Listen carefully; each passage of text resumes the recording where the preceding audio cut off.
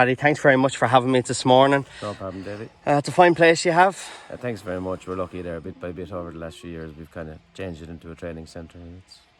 So far it's gone good.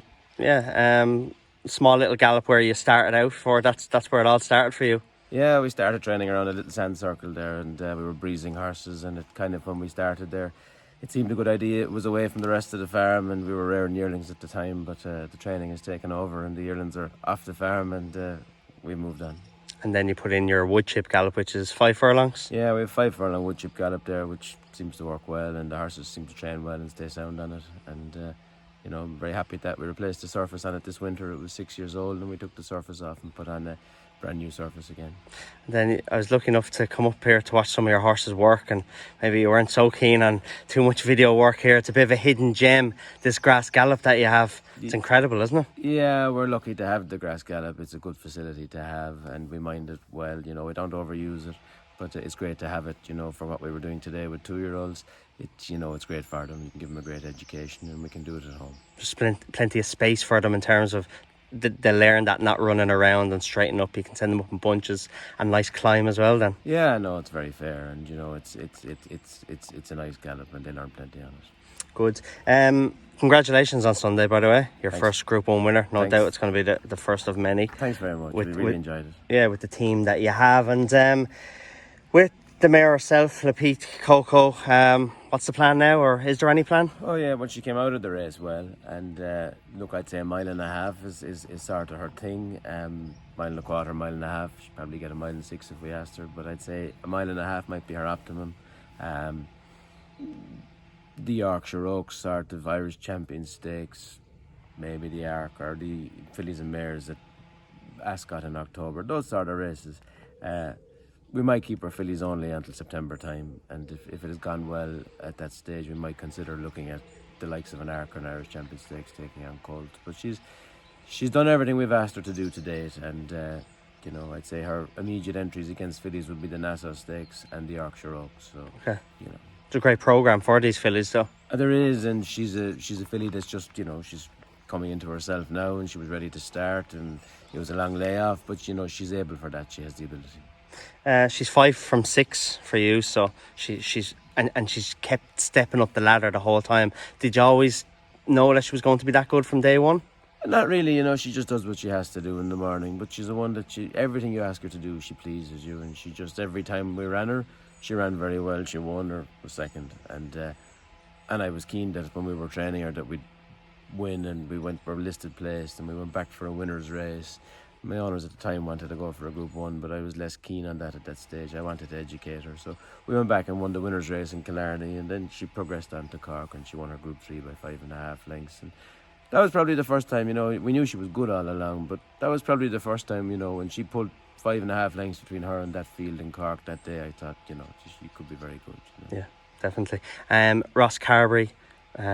It's been well publicised about what happens on Sunday. That's just very unfortunate. I'm sure that'll sort itself out. Looking at the two of them, they're having a canter this morning. You wouldn't think that they only ran in Group 1 to finish first and thirds only 4 days ago, would you? Yeah, no, they both came home, licked the pot. I gave them a day walking, and to be honest, on Tuesday they were kicking the sides off the walker. I had to write them out again. And they're in great form. And Ross Carvery, she's won 4 in a bounce before the other day, and she's third in the Group 1, won her Group 3. She's now rated 107, and she didn't, the race didn't knock anything out of her. So I'd be hopeful of her going on winning her Group 1 before the year's out. Good. Any initial plan for her? I haven't really thought about it. We were kind of training her up to the start of the middle of the season, and we supplemented her for that Group 1, and we were kind of going to see what direction we might go after that. But she ran extremely well, and I'd be keen to try and win a Group 1 with her if I can. Good. Pearls Galore has been very good for you. Invincible Spirits filly.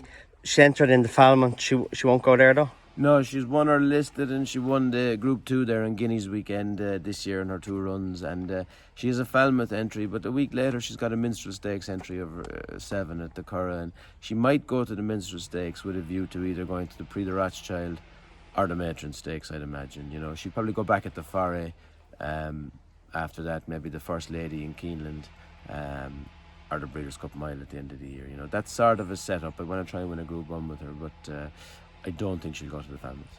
Okay, another very exciting filly, Limity de Greccio, I think Greccio, pronounced that right, by Elmsine. We haven't seen her this season. Hope to see her soon. Yeah, no, she's training well there. You saw her cantering this morning, and she grew a lot there in the spring. And just I wanted to give her time because she got very big, and she just needed a chance to fill her frame out. She probably will run in sometime in August, I'd imagine. And I'd say again a Matron Stakes and a Breeders' Cup fillies and mares turf, if we can go there, would be sort of that'd be the best case scenario, or the dream scenario, that 1900 metres around Keeneland. She's belonged to Marty Schwartz, who's a huge Breeders' Cup man, and she might be good enough to go there. Good, that's interesting. French Claim, third in the Derby. Nice to have a placed horse in the biggest race that there is, I suppose, throughout the year. Could we see him running a Ledger? Yeah, I'd say if he did run in a Ledger, it'd be an English Ledger rather than an Irish Ledger, I'd imagine. 3-year-olds only, rather than taking on older horses. He's a horse would be better on soft ground. I mean, he ran very well the other day, and he's third in the Derby, and it's the best run of his life. But on soft ground in Cork there in the spring, he won by 9 lengths. And I think that the further he steps up in trip, the better he'll be, and I think soft ground will bring out more improvement in him. So if it came up soft in Doncaster for the Ledger, I'd say it would be a definite possibility. And he's French bred, so he's French premiums. And there's some good staying races in the autumn in France where he'd get the 70% bonus for being French bred on top. So that's probably something we'll explore. And I think his owners, Team Valley, are keen that, he could make into a nice cup horse next year, Okay. Earl of Tyrone, beautiful horse. Seen him on first lot there this morning. Dieber.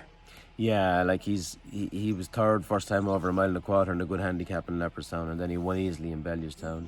He won the Dieber Win in Your In handicap at the Curragh there in May, I'd say. And then he won the Martin Maloney Stakes in Limerick this month. So he's now rated 103 and he's guaranteed a slot in the Dieber. So I would say the Dieber is very much his target, with the Cesarewitch, the Irish Cesarewitch at the Curragh at the end of September, being probably, I could see them being his next 2 races if all went to plan. Okay, and Beamish, who we seen in Roscommon the other evening, lovely step up through the ladder with this horse. Won his maiden, won his winners of 1, and then winning a listed race in Roscommon on what was completely different ground. So he's very versatile too. Yeah, he's a very straightforward horse. All ground seems to come alike to him. We have him since he's a yearling, and he's a yard favourite. He's a great temperament, and he's straightforward to train, and he's got loads of ability. He showed that there every time he's run, basically. And I'd say he might run in a Ledger trial there in the middle of August, and if he won that, I'd look at supplementing him for the Ledger. He didn't. When the Ledger was closing last month, he probably just maybe hadn't enough profile as just a maiden winner for the Ledger, so I didn't put him in, but I might have to go back and revisit that. John Flynn might be keen to have a runner on Champions Weekend, and I'd love to have one for him if it came the way. Good. If before we let you go, if you don't mind me kind of pick inside that brain of yours in terms of how you train these horses, everything that you have seems to, like where they start off, they always just keep improving. Is that how you start off with them, or the work that you do at home? I'd say we're lucky we have good horses, and the training is very straightforward. I think we keep it uncomplicated, and I try not to race them if I don't think they're ready to race, and we try to win all the races we can through the grades, and I like to see horses progressing. I don't like to rush them at big races, and if you can get them to be progressive and improve at every run, it's what I'm hoping to do with every horse I have. And sure, sometimes it works and sometimes it doesn't, but it's what we're trying to aim to do, is then get them as far up the ladder as we can, and if we get them up there near the top, try and keep them there as long as we can. Patience is probably the key word then. Yeah, I think you have to think about what you're doing and be a little bit patient, but they'll reward you if they're. And with that, with your rise up through the ladder in the training ranks in terms of your numbers, you've had 20 winners this season from 55 runners. If that's right, that's 36% strike rate. That's right, yeah. That's a fair number. And of course, you're winning listed and group races and now picking up your first Group 1 race. So things are all going in the right direction for you. And look, I'm delighted with this season. We've been very lucky. People have sent me very nice horses, and look, they've ran as I'd hoped, and they've won good races, and That's what we're trying to do. That was the aim. That's the plan at the start of the year, to try and win as many good top races as we can and to get as far up that trainer's table as we can. And we'll keep trying we won't give in until the 6th of November, whatever date it is that it's finished. We'll keep trying all the way to the finish. Good. Listen, Paddy, thanks very much for having me this morning. It was a very enjoyable morning, and very best of luck for the rest of the season. Thanks very much, Derry.